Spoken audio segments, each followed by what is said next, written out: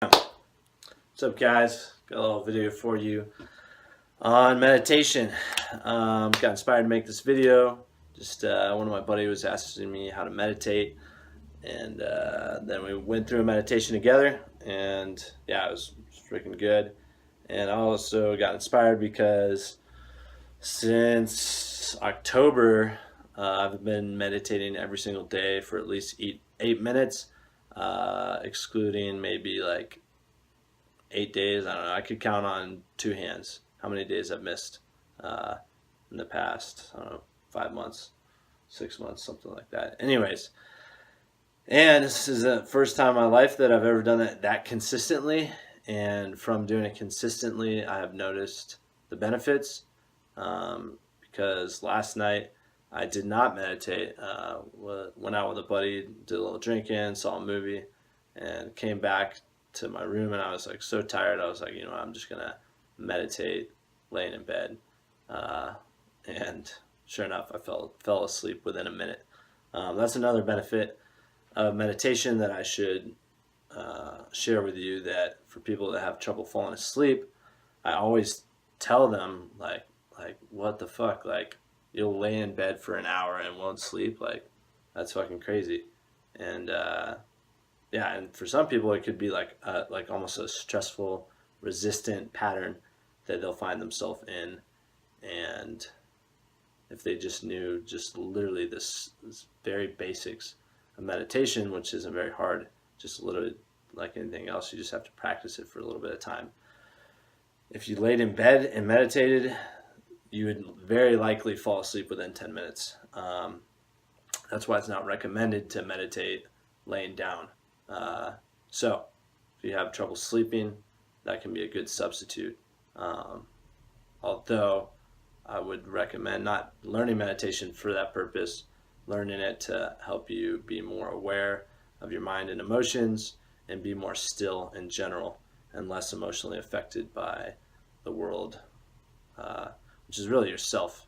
The world comes in and then your body reacts, and that causes emotions and stress. And just meditating regularly helps that become less drastic as far as the emotional effects. So it's a lot of research on it. Do it on your own, but just trust me on this. And this is actually a challenge for you, because for people to actually do this, it takes like some type of like commitment or motivation. So even though I've been doing it for years but never consistently, and I've always appreciated the benefits, even though I didn't do it consistently, of always knowing. And this has always been a reminder, because when I first got into meditation, I was in Thailand, in Vietnam. I was reading a book called Power of Now, and I actually got that in Thailand as a reminder that you can always go inside your body to find peace. And in this world we live in today, finding peace is not so easy in the outside world. So the beauty is that it is inside you, believe it or not. I don't care what your past is, whatever. I know people with crazy pasts and whatnot. Like, you can ask them, just trust me, that going inside yourself, there is peace and stillness there. And having that resource always with you and not needing anything in the outside world is a very empowering and independent feeling. And from that, causes you just to like not get as upset with things, because anything could happen, and in the back of your mind, that you could just go inside and find peace and stillness. And some people would call that happiness even. So the challenge for you is for you to meditate for 6 weeks every single day for a minimum of 8 minutes, and it'll just go up a minute each week. So in order for you to commit to this, what helped with me that I finally, after years, actually got a committed meditation practice, was from a book I read called 8 Minute Meditation. Really good, off Amazon, super easy read. There's a bunch of research and stuff in the beginning. I kind of glossed over that a little bit, but I kind of went right to the practice. because I believe in the research. You don't need to sell me on it. So anyways, I didn't really get into that much, but if you want to be sold on the benefits, read the first couple chapters. So anyways, the practice, it'll kind of tell you how. A couple main principles I'd share on the how is, actually, I'll get into that part in a second. So first, what you need to do, you need to ask yourself right now, how much do you care to live a life of more peace, less emotional turmoil, more emotional stability, and just overall happiness and calmness? How much do you really want that, And of course, there's the part of the mind that's like, oh, well, how do I know I'll really get my return, from the amount of time I invest? Dude, 8 minutes is not a long time. So give it a try, and you'll never find out unless you do it. So that's a reason why you should give it a try. So if you're going to decide to give that a try, and trust me, the benefits are real. You can find it for yourself just by doing this. So that's what I challenge you to do. So write down on a piece of paper that I, state your name, will meditate every day for a minimum of 8 minutes in the time progression for 6 weeks, and then write the date when that ends, and then the date you're starting, which should be tomorrow. Actually, should be tonight if you're going to meditate in the nighttime. That's when I do, because obviously it's before I go to bed. There's no time crunch necessarily, not an 8-minute time crunch anyways, to fall asleep. And it'll help you fall asleep too. So that's why I prefer the night. Morning works for people. Start their day right. You can do both. It's only 8 minutes, so yeah, trust me, the amount of time you spend on YouTube and Instagram and all this other stuff, you could take away some time from there and put it into meditation, and it's very beneficial. So write that down. I state your name, blah, blah, blah. Will commit. You could say solemnly swear, whatever, to commit to this practice. And once again, no, this isn't a promise to me. This is a promise to yourself. So if you want to value your word highly, you'll follow through and you'll commit to it. And because there's life, there's people forget, give yourself 2 get out of jail free cards, so to speak. So in 6 weeks, give yourself 2 days where you can skip it. If you want, you can choose to make it up in the morning. So anyways, you write that down and you sign it. It's like any contract. This could be like a spiritual contract, however you want to think of it, but really commit to this, that your word is your bond. And if you want to value your word, write this down and commit to it. That's a challenge. It's a challenge to be a better person and enjoy life more. And I can't imagine why anyone wouldn't want to do it. It really just takes this very decision right now to make that happen. So once you do that, there's a program that I've just written down. It's similar to the 8-minute meditation program, with my own little spin on it. I kind of cut out a couple of the programs that I didn't think were that necessary or beneficial compared to other ones. Here it is. I'll just hold it up for you.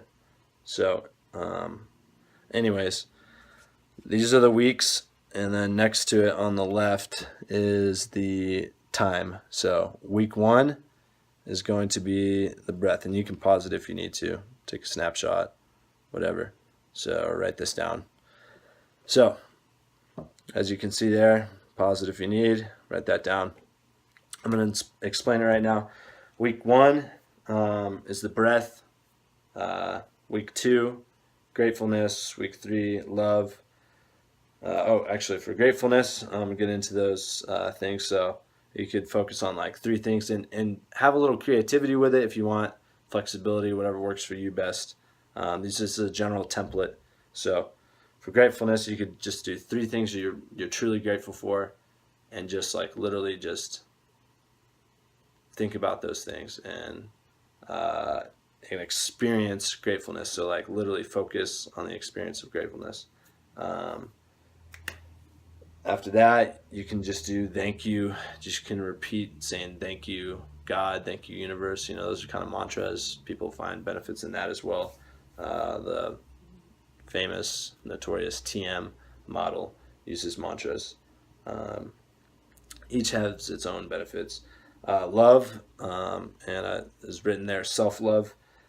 If you want to be a more loving person, where are you going to pull it? You can't just pull it out of freaking the ground. If you hate yourself, it's going to be impossible to love others. So the first step in loving, experiencing love, and just loving other people, being more loving, is you first have to love yourself. So making the action of maybe focus on a positive quality about yourself, whatever, to inspire that loving feeling, and then just continually just focus on that positive quality in yourself, or whatever loving. If you're more curious in that, there's a good book called The Art and Practice of Loving.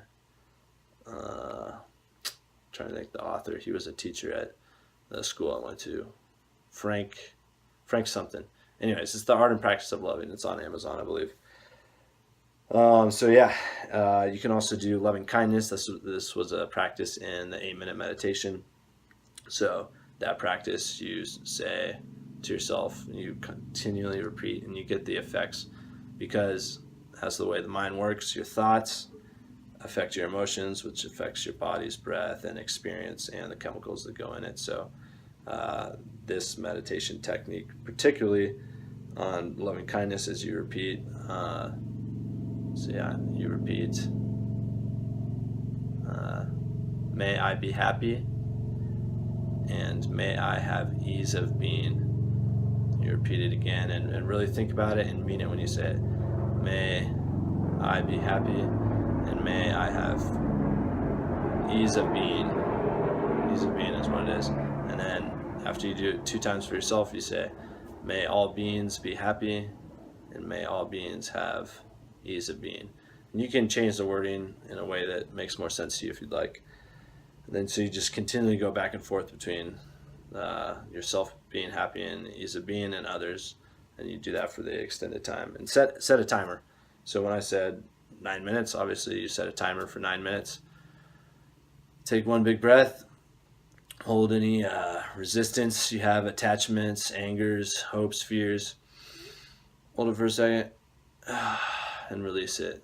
Then you do that one more time. And your remaining tension, and release it. And then you go into that practice where you're choosing. And then you're going to get into body energy.